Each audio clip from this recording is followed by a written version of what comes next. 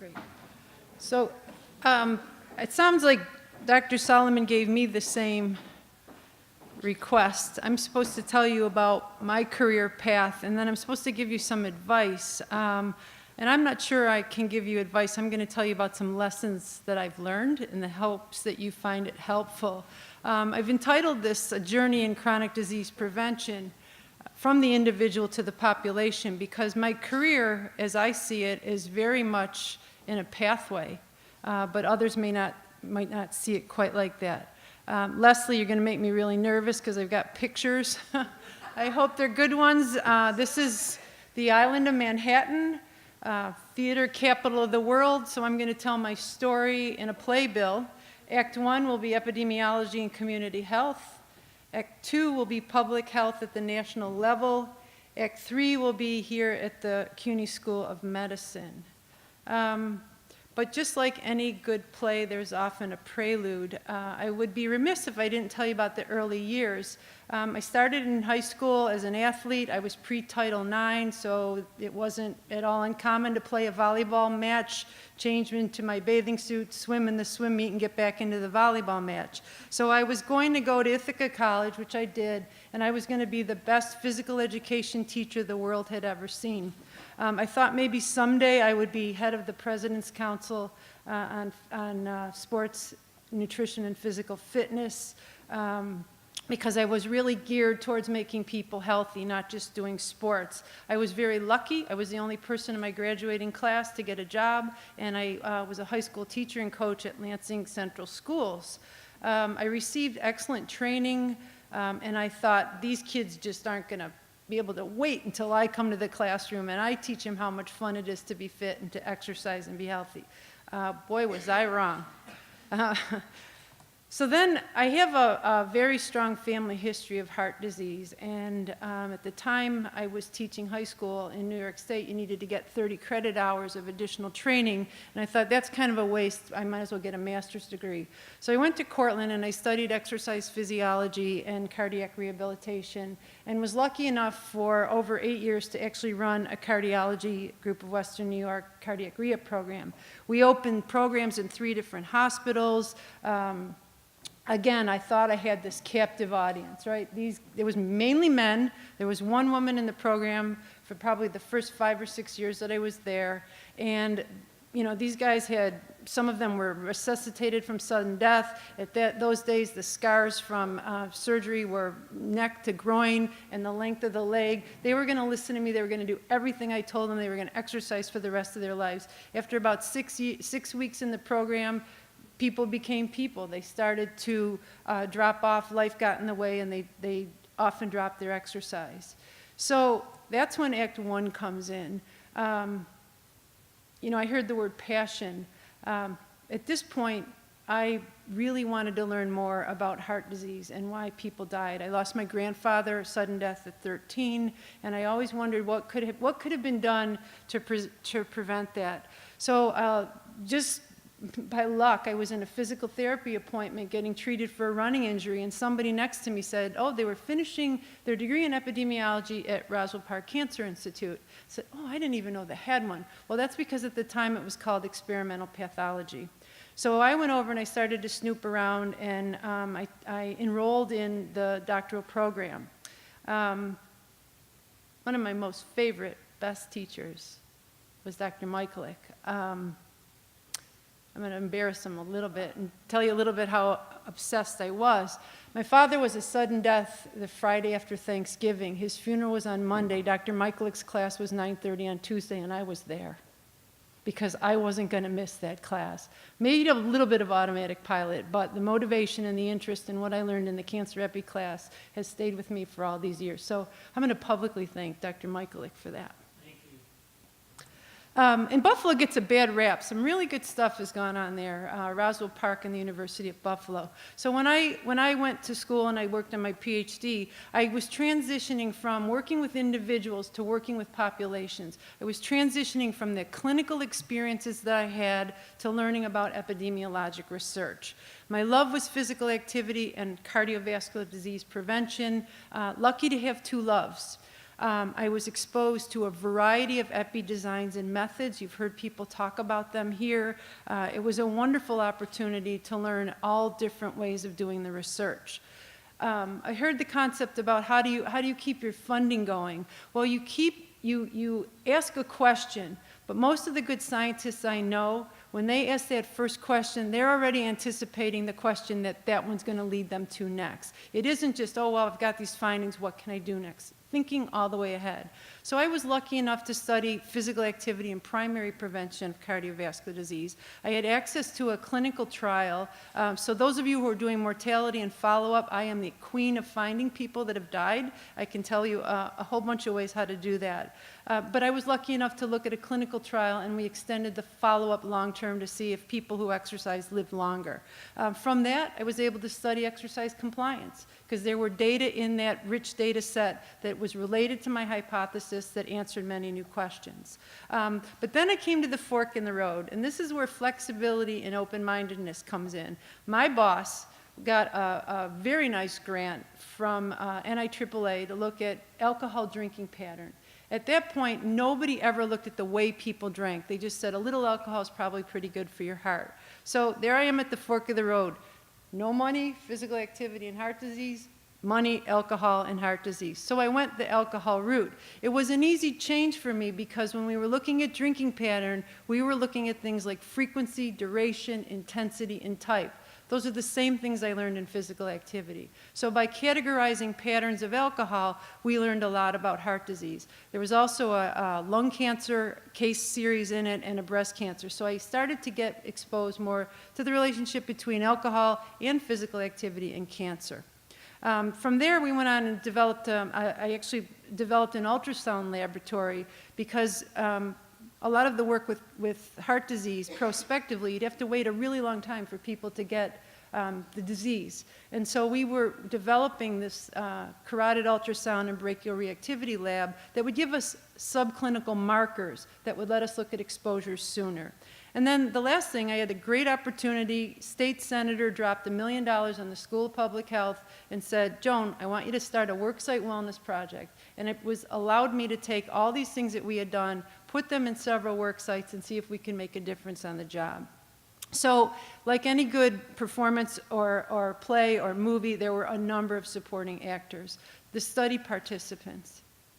If you are collecting your own data, your life, your research depends on them. One time I was working on a follow-up of somebody, of people that were in a study in 1960, and I called the gentleman on the phone, and I was on the phone for 2.5 hours with him because he wanted to talk to me about his family and everybody that was in the study. In the end, he asked me if I wanted to go out on a date. I told him I was married, and he said, I'm really sorry to hear that. But we don't live without our study participants. We need to respect them, and we need to give them data back. Let them know what they contributed to.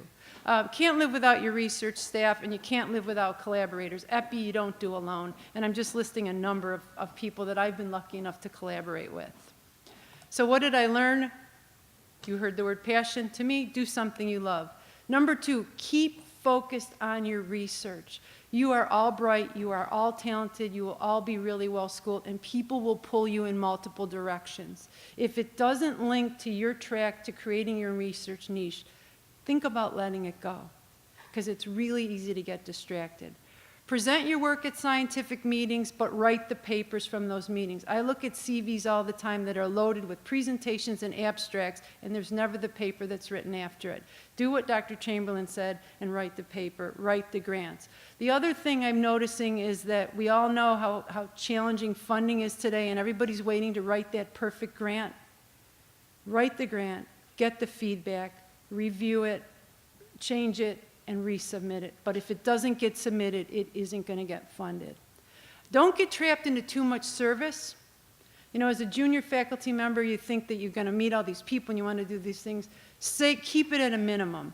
If you have teaching responsibilities, do them, but don't let them distract from your research. Students are wonderful, they want your time, and they deserve it, but you have to be very protective, because what I've seen of junior faculty is they get so much involved with teaching, and all of a sudden the tenure clock goes, and they don't have the papers, they don't have the grants, and that wonderful teacher is going to end up having to leave their students. So keep in mind it's a pace, it's a long-term haul, but don't get distracted from your research. Seek good mentors. You are already ahead of the game by being involved in SEEP. Read, read, read. You know that graduation person who says to you, this is the beginning of your education, not the end. They mean it. As students, it's the last time you're paid to read, but you will be expected to do it from now until eternity. And the last thing I learned was a little bit about SEEF and public health accreditation and why we learned all those objectives and competencies and how they really do make a difference. So after going through all that and knowing really that we knew physical activity was critical for health, the challenges I had getting kids, getting patients, getting worksite people to do it made me think about my next step, and that was public health at the national level. I knew I wasn't going to answer any more etiologic questions with physical activity in any one of the diseases, but what are we going to do to get people to do it? So a wonderful opportunity came along based from a connection, and I took on the job of helping all Americans, everybody, get the amount of physical activity they needed for health. My work changed. I became very aware of the nuances, the challenges, and the exciting opportunities that surveillance brings. It's a different type of research. I did do some research, and I'll tell you a little bit about it in a second, but it was very different than anything that was done etiologically. I learned a lot about translation to practice. You take what we learn in a clinical trial, and now you got to make it work on the ground. You got to make it work in departments of health. You got to make it work in schools. Learned about communication, and I'll share something about that in a second. Training changed from training academic students to training public health practitioners to training local community members who wanted to make a difference in their community, and then training public health and physical activity researchers. And then the thing that really, really hit me was keeping a lens on health equity, and that there are many different neighborhoods, groups of people that don't have the same opportunities to be healthy that others do. So one of the first research pieces I got to work on was, we ended up publishing it as the Strategies to Increase Physical Activity Among Youth. The physical activity guidelines were written in 2008, and the hope was that every 5 years they would be rewritten, just like the dietary guidelines. So when I first got to CDC, we worked with folks at NCI, at HHS, and everybody said, you know, it's been 5 years, the guidelines won't change. Let's not confuse America, but let's give them some idea on what works. So the research was using a technique called a review of reviews. And we put together a systematic process where we took all the review papers in the areas and were able to publish a document that said, we know some ways to get our kids more active. Let's get it out there. And what you see on the right side is a communication piece. It took a couple hundred-page document and put it in one page that would be usable for schools, for physicians, for parents, for churches, to promote kids need to be active 60 minutes a day, every day. The second thing we worked on was using the NHANES data and looking at walking in this country. And we put together a vital signs. Those of you who are in public health, I know you know MMWR. If you don't know vital signs, it's a document that CDC puts out once a month on a health topic that they think is vital to the health of Americans. So you see things like Ebola and Zika when it's prominent. You see things like opioid. This was the first one ever dedicated to anything to do with physical activity.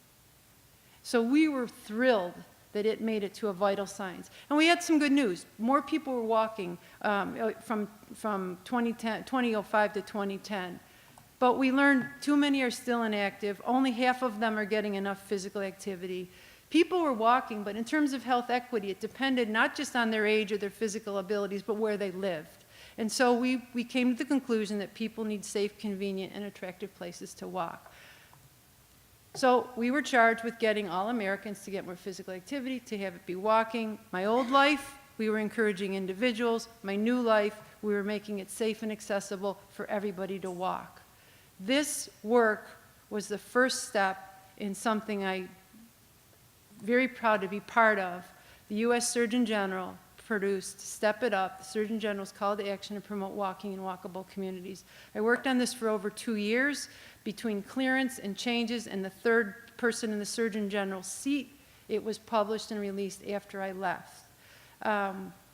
Supporting actors when you go to the government that you echo. Remember I talked about students and faculty and colleagues? Well, when you work for the government, you all know what POTUS is. You're supporting actors, the President of the United States, and it's Congress, because they can make or break your life by changes in budget. State and local departments of health, that was who we work with. That's who got our messages out.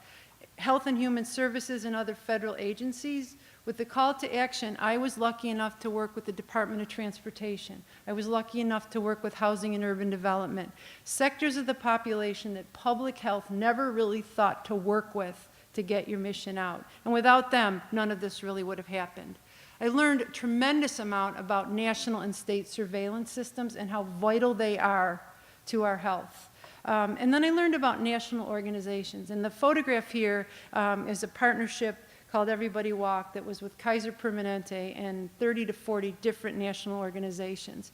And I want to highlight them because when the Surgeon General's call to action was first proposed, Regina Benjamin was the Surgeon General. She decided to retire, and Vivek Murthy stepped in, or I'm sorry, Boris Lushniak stepped in as acting. She passed the baton to him, and he kept it. When Vivek Murthy was on board, he could have dropped it in a bucket and never released it. But because we had key partners on the ground who said, oh, no, you don't. We've got our constituents. We've got people who are waiting for this walking movement. That document was released after going through 3 different surgeons general. So the people on the ground really make or break your life in the federal government. What did I learn? Do something you love. I learned about surveillance research. I learned about the opportunities for MPH graduates. Look up EIS, look up ORISE. That's the door into CDC or local departments of health. I learned to write in plain language. Words like utilize and the really, really long sentences that we use in epidemiology, don't work in the federal government. You learn to say things simply, and you also learn verbs make your life. Right? Remember, nothing else, verbs make your life. I learned about practice and program evaluation, something that I really wasn't familiar with. I learned that when you work for the federal government, you are the voice of the agency. So you give up some of your freedom to say what you think because you are speaking for the entire agency, and that requires flexibility. So that brings me to Act 3, which is here at the City University of New York. Why did I come here? An amazing opportunity to help build a brand new school of medicine. For those of you who don't know, we're a 7-year program. We admit absolutely wonderful students right out of high school. 3 years they get their bachelor's degree with us, and 4 years later they become physicians. I have the opportunity to be the chair of the Department of Community Health and Social Medicine, where our job is to help our physicians who graduate from our school understand that there's a whole lot more to health than just having a good doctor or having access to a nice hospital. That where you've heard it a million times, but where you live, learn, work, play, and pray is going to do more for your health than having a good doctor. So I'm thrilled to be here. I'm thrilled to be back on the ground. The government was great, but it was just too far from seeing the difference in the people that you work with. Supporting actors here, when I came for my interview, I really wasn't thinking at all to leave CDC. And I went through a whole day of interviews, and the dean was brilliant. And he said, I want you to go on a tour with 5 of our students. So they took me all through campus. I came back, and I got on my phone. I said to my husband, so what do you think about moving to New York City? Because the students that we have here are dedicated, enthusiastic, they're bright, they're diverse, and they work really hard. Many of them have 2-hour commutes. Many of them are taking care of siblings or older parents. They have challenges, and they are here, and they are dedicated. So that's why I'm here. I have many colleagues within CUNY and across the CUNY system, and we couldn't do what we do in the CUNY School of Medicine without the Harlem community. So I've been lucky in the short time I've been here to develop really fun and selfish relationships with all the groups that you see here. What were my lessons learned? Do something you love. My happiest days are when I work with our students. I learned a lot about LCME accreditation, very different from CEF. There are challenges and barriers that come with being in a medical school that were very new to me. I learned about strategic planning. When you're developing a brand new school of medicine, there are a lot of people with a lot of ideas, and you can be pulled off track. So develop that strategic plan, and just like you do your research niche, make sure that you keep contiguous to that plan. And I also learned I can live in New York City. So in summary, I have been really lucky. I've had great teachers like Dr. Michaelick and great mentors. I've had brilliant colleagues. I've had outstanding students. I have had absolutely generous study participants who will spend days doing interviews, will give us blood, urine, breast milk, nails, hair. I've had the opportunity to teach, to conduct research, and practice at both the individual and the national level. And my final thoughts are, pursue something you love, because those days when things get tough, if you're not driven by wanting to know the answer to a question, you're going to find it really hard to get up and keep doing it. I firmly believe, because of my family losses and heart disease, I was driven to find some of these answers. Create your own research niche. As you're becoming more and more mixed and working with more and more people, find that piece of the pie that's yours and yours alone, so that when you do get the phone call, people start thinking about you for that one piece. Get out and network. I know you've already heard that from Dr. Michaelick and Dr. Chamberlain. Keep an open mind. They told you this too. You never know what opportunities will come before you. I never thought I would end up at CDC. I never thought I would end up in public health or in a medical school. I thought I was going to be Arnold Schwarzenegger at the President's Council of Fitness. I want to tell you to strive for work-life balance, because it is really important. But I'll be perfectly honest, those first years, if you choose academia, that balance is going to come more towards work at the beginning, because it's really hard to do this job 8 hours a day, a few days of the week. You'll be thinking on the weekends, you'll be reading on the weekends, and then, you know, let's be honest, unless you produce, unless you get tenure, you are going to lose that job. So from the beginning, work hard, keep your eye on that prize. Thank you for your attention. Do you have any questions? And here's you. This is after our walk in Chicago. Any questions? Leslie? It's not a question. There is not a bad photograph in that presentation. Thank and you. You tell a terrific story. Ah, thanks, Leslie. It's easy. It's my life. Anybody else?